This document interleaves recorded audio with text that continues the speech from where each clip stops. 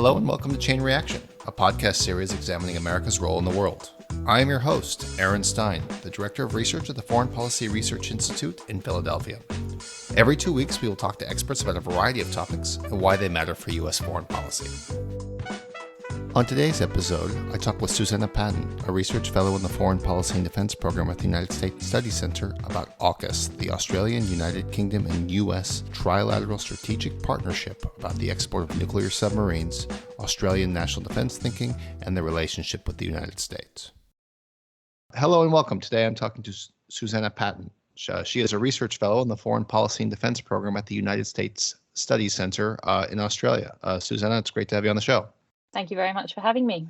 One of the reasons I wanted to bring you on the show is talking more broadly about AUKUS, the Australian, UK, and US cooperation agreement on nuclear submarines, but also because you and your colleagues have been pretty forthright and one of the leading voices on the Australian-US partnership in the Pacific. And I want to plug one of your reports. It's called Correcting the Course, How the Biden Administration Should Compete for Influence in the Indo-Pacific, and we'll include a link to that below in the show notes. So, I just want to jump right into it. It's a couple weeks now in the past, that we're recording this, but can you give us a little context about AUKUS, how it came about, what it means, and particularly on the submarine agreement for, or at least what the debates are going on in Australia now about this, I guess, trilateral initiative. I don't want to call it an alliance, but the trilateral initiative. Sure. Well, I think trilateral, the three countries have called it a trilateral strategic partnership, or even an enhanced trilateral strategic partnership. So to try and capture the fact that this is about countries who already work closely together doing something more.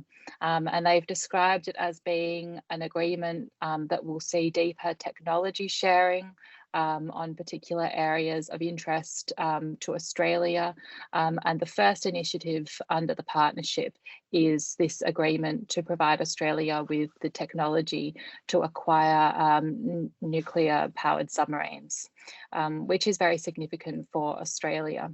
So we don't actually have a lot of details about how the agreement will work, because over the first 18 months, the three countries are going to work together to iron out the details. So it's not even clear whether Australia would be acquiring a submarine that is based on the current US capability or a UK version of that, and to what extent they will be built in Australia, which is a pretty critical question from the Australian political standpoint, because there's a high degree of interest here in having a domestic shipbuilding industry. So there's still a lot that remains unclear about how it will work. But I think in terms of the strategic significance, there are a few questions to unpack. There's a question about what it means for each of the three countries, why each of the three countries is involved. There's a question about what it means for the future dynamics in the Indo-Pacific region. And there's a question, I think, about what it means for US commitments to its allies and to the region more generally. So there's a lot to discuss there. I'm happy to dive first into sort of the question around Australia's interest in it, if that would work for you, and then we could go on to some of the subsequent questions. Perfectly. That's exactly where I was going to go. Let's talk first about Australia's strategic interests, and then maybe we'll talk about how they either align with the US or where there could be potential fissures. Yeah, sure. So I think a really important point to make is that the most surprising element of the AUKUS decision is not that Australia wanted this technology, but that the US was willing to give it. It's pretty clear if we look back at the recent developments in Australia in terms of its efforts to acquire a future submarine capability, that Australia had been very unhappy with the approach that it had been taking with the French Naval Group to acquire 12 conventionally powered submarines. There had been a high degree of cost blowout, of timing overruns. And of course, that would, at any time be of concern to Australia, but it's particularly concerning at the moment because Australia has really seen that its regional security environment has deteriorated very, very rapidly, to use the words that the Australian government is using to describe it, which is really a way of saying that Australia is much more concerned about China than it was, say, going back 10 or even 5 years ago. A key piece of context here is the Australia-China bilateral relationship, which has just really gone downhill and kind of dropped off a cliff over the last year or two. There's been no ministerial in the two countries, so no top-level political contact between the two countries for the better part of 2 years. Australia has been subject to economic coercion from China, due to some policy positions that Australia has taken on issues like 5G, calling for an international COVID inquiry, and so on. And then the backdrop to all of that is that China is, of course, doing a very rapid military modernisation. So seen from an Australian perspective, I think there's, a real sharpening of that threat perception from China. And last year, Australia released a really important policy document called the Defence Strategic Update, which really laid out in unusually stark terms for Australia the way that Australia was concerned about the potential for high intensity conflict in the Indo-Pacific, and the need for Australia to develop a more capable military force and a more assertive regional posture, to work with the United States and other partners to strengthen collective deterrence. So in many ways, that was the kind of the prelude to the AUKUS arrangement, which was that Australia wanted to have better access to US defence technology and establish better arrangements for collective regional security, because it's pretty clear that from Australia's perspective, the idea that the United States, it is no longer sort of the regional or even the global hegemon. And so allies like Australia need to be playing a more active and a more capable role. I think I see that sort of current of thinking in Australia as being an important piece of context for the AUKUS arrangement. Can you talk a little bit about the French role in this? They've obviously not been happy about about what happened and the arrangement and the canceling of their own submarine tender. So I was hoping you could go into that a little bit. Sure. So I think for the French, it's obviously really disappointing for them. It was a huge contract. But there's also a sense that, Australia, and potentially the United States and United Kingdom as well, really mismanaged the diplomatic that the French should have been brought in much sooner. And look, the reason that I think this is really unfortunate from an Australian perspective is that the French are major players in the Indo-Pacific in their own right. Of all the European countries, they're perhaps the ones who have the most direct interests at stake, given the existence of French territories in the Pacific, given the fact that, France, of all the European countries, has the most military hard power which it could possibly bring to bear in the region. And there had also been sort of a really positive evolution of, for example, trilateral cooperation between France, India, and Australia, between France and the other Quad countries. And so, it's disappointing that that France has been treated in this way. And I think, the real hope is that ultimately France is interested in having a role in the Indo-Pacific because it suits its interests. And so that will continue to be the case regardless of the submarine deal. And so Australia will be hoping that, that the fences can be mended sooner rather than later.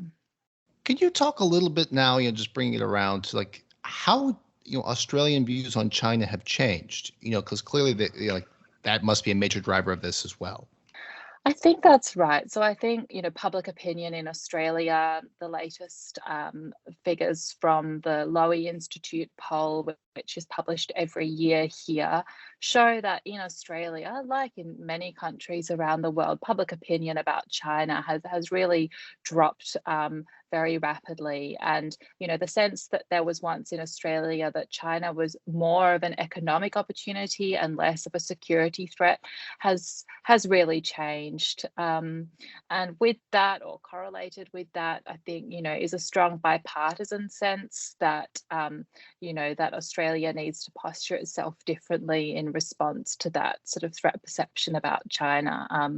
One of the really interesting things from an Australian perspective is that the political opposition to the current government has basically endorsed this deal, this AUKUS arrangement, even though previously there was a pretty strong political taboo in Australia on any kind of either civilian or military use of nuclear power.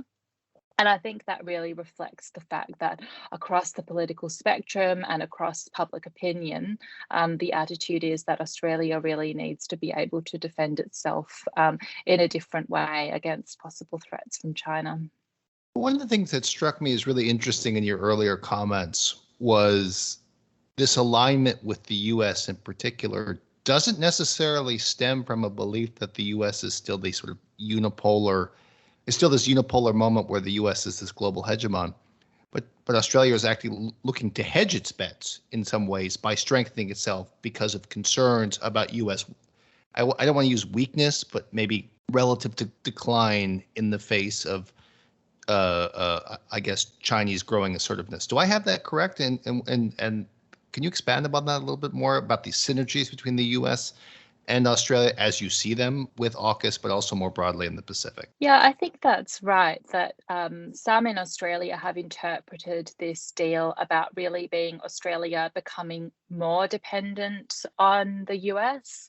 But in fact, my colleague Ashley Townsend and others, I think, have argued really persuasively that in some ways this is about Australia becoming a more capable partner within the alliance context. At least that's the hope.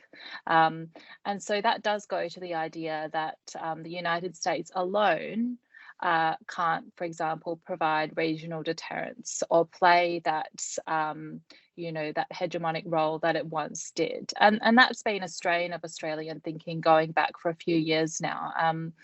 In 2019, Australia's then Defence Minister visited Washington, and she made, a really unusual statement for an Australian minister to make in Washington, which was no one country, not even the United States, can provide for deterrence alone. It has to be a collective endeavour.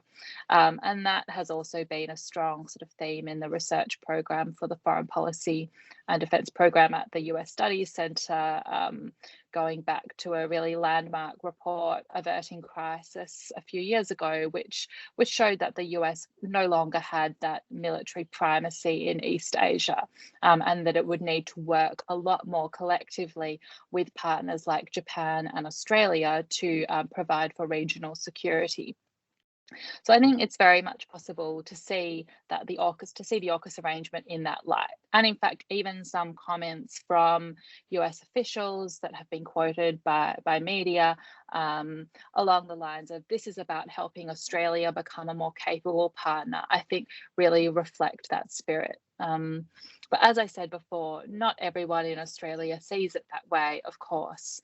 And probably the strongest criticisms in Australia are from those who doubt US staying power in East Asia and who argue that it's really unwise for Australia to count on the United States playing much of a role at all in a military sense, sort of if you're looking to kind of the middle of this century, and that Australia should instead be much more focused really on just defending its own sovereign territory and less on playing part of a coalition in the region working with the US and other allies, which is, I think, the sense in which the AUKUS arrangement could be interpreted. I don't want to wade into domestic Australian debates, but I think that those people aren't really, at least they don't, it doesn't appear to me, I don't know what you think, to be reading the tea leaves, so to speak, about where the US debate is going. We were joking off podcasts about how, a lot of people are quote unquote making the pivot. How do you see this? I mean, because one of the things about this, and you mentioned this, is basically, correct me if I'm wrong, is that we have about 18 months now to settle on what the design of the submarine will be, and then how that program will ultimately will be implemented. We're talking a couple years into the future, if not double-digit years. So this is an agreement that will outlast the Biden presidency, even if it goes to 2 terms, and is really a bet on the future. Do you agree with that? And perhaps you could expand a little bit about how long the tail is here? Yeah, for sure. I mean, I think the agreement, as it's sort of currently anticipated, at least from the Australian side, wouldn't actually see any submarines in the water until 2040. And that would be the first. And so it could be until even as late as 2060 that Australia has the 8 submarines that are envisaged under this arrangement. Now, some people in Australia hope that in the meantime, Australia might be able to lease or buy a Virginia-class submarine or 2 from the US. I'm not sure how feasible that is because, my understanding is that these aren't just lying around available for other countries to use. And there are limits on production capacity in the US as well. So certainly we're talking about something that is going to sort of become tangible a very long time into the future indeed. And there are some who question, how relevant then is that going to be, for example, for, a Taiwan contingency, when many China analysts see that as being something that could come to pass within the next decade, far sooner than 2040. So I think it's probably wrong to read the AUKUS submarines, as some have done, as being really about Taiwan. I think they're probably about, a different range of longer term contingencies. But to your question about US staying power in Asia, I think, certainly there are, in my view, very strong interests that will compel the US to maintain a significant balancing role in the region. Even so, though, I think there are sort of real question marks that allies like Australia and other US allies will really be asking themselves. And, the US willingness to participate in an arrangement like AUKUS is certainly a data point that suggests US willingness to maintain a presence, to compete, to empower an ally, which is something that, is very important. But there are plenty of other data points that skeptics could point to say, no, it doesn't look like Washington is actually that serious about maintaining a sort of a favorable balance in the Indo-Pacific vis-a-vis China. And those skeptics would point to things like the US reluctance to come back to regional trade arrangements like the TPP, or, the fact that if we look at US defense spending, if we look at the balance of US diplomatic efforts 10 years on from President Obama's announcement of the pivot, there's actually not that much to show for it. And so that would be where skeptics would make their case. And they're legitimate. The pivot has gone pretty slowly. Okay, so the final question, sort of as we pivot to the wrap up here, is picking up on one of your threads. And I speak as this as a non-expert. I never saw these as part of a contingency for Taiwan. I saw these as part of a contingency for Australian national security first, right? And 2, it's being able to act in a military coalition with the U.S. and perhaps other like-minded states in a contingency with China outside of the Taiwan, because if you're looking at the tail time, at the long tail to build these submarines.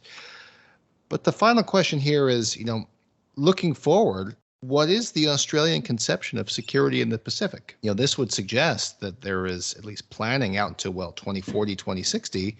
About at least working to hold targets in China at risk, and doing so in coordination with the U.S. So again, we're talking about a long time here. Like maybe project forward. Where is this all going in terms of how these submarines fit into Australian national security thinking, both about its operations in the Indo-Pacific, and then the threat from China moving forward? Well, it's a really challenging question, I think, for everyone, because just simply because the timeframes that are involved are so lengthy. And if you were to ask defense planners in 1921 what they expected in 1960. There would be clearly a lot that they did not anticipate, and that would be very challenging to plan for. But I think in Australian sort of defence thinking, there's always been a couple of different sort of schools of thought. One is very much that Australia just needs to work on the so-called defence of Australia. So the idea that we just need to be able to defend our own country from any possible threats or attacks. And the other is a much more sort of the idea of sort of forward defence, which goes back to the 1960s and earlier, which is the idea that Australia needs to kind of play a role in maintaining a more favourable balance in the region more generally, because without that, Australia will not be secure. And I think there is a sort of return to that thinking in Australian strategy in the Defence Strategic Update that I referenced earlier. And I think, the AUKUS arrangement needs to be seen as being part of a suite of arrangements and groupings that Australia hopes will maintain a more favourable regional environment that will avoid China becoming the only dominant power. And so arrangements like the Quad, for example, involving the US, Australia, as well as Japan and India, are seen by our government as being very important. In fact, after the first Quad Leaders Summit, which was held virtually in March this year, I think Australia's Prime Minister made a statement along the lines of it being the most significant thing for Australia's security since I think he said since the signing of the ANZUS Treaty, the bilateral treaty arrangement between Australia and the US in 1951. Now, for an Australian Prime Minister to say that really reflects the perceived significance of that arrangement. And the idea there is that the four countries will help shape a regional environment in which China isn't able to get its own way all of the time. So I think it's through arrangements like that Australia really hopes that that the balance will be maintained and that the US will continue to play, a really robust and strong regional role. And, Australian foreign policy has always had as one of its major objectives, securing a really robust US role in the region. And that's been through force posture arrangements. So since 2011, having a rotational deployment of Marines in Northern Australia, but also through other institutional arrangements, like trying to get the US to participate in regional meetings like APEC, like the East Asia Summit on the diplomatic side. And through that kind of whole suite of arrangements, Australia hopes that it can play a role in securing a US role in the region that would be favourable to our interests. This is really my final question. This is fascinating, again, because I don't normally cover this stuff. How durable is Australian political support for this? I would say the US political support across the two parties is strong. We've had a little bit of political turmoil. I'll leave it at that. How would you suggest how would you analyze your own country's politics about the support for this? So I think political support in Australia for the United States is very high, because it really follows the political party's support for the United States and across both sides of politics. The alliance is, in some cases, almost an article of faith. It's very difficult to question. So there is that support there, but I think there are future risks. For example, if the alliance, through greater future force posture, presence of US military in Australia, was perceived to be playing a bigger role, then I think there are scenarios in which you could envisage political support in Australia eroding. And there is also a strong sense that Australians don't want to be involved in a future conflict between the United States and China. And I think, the reality is that because of Australia's alliance with the United States, the existence of joint facilities in Australia, the force posture arrangements that I mentioned, Australia would be involved to some extent. The only question would really be how. but that's not well understood in Australia.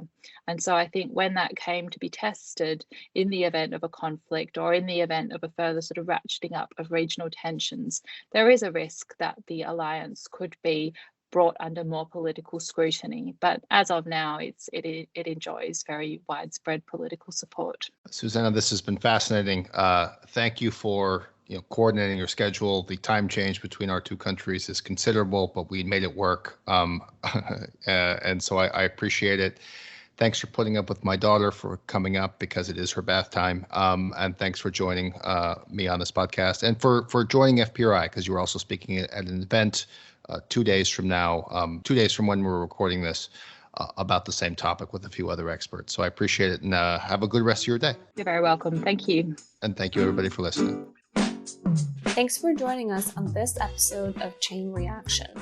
Be sure to subscribe to Chain Reaction on iTunes and Spotify, and don't forget to follow us on Twitter at the handle @FPRI.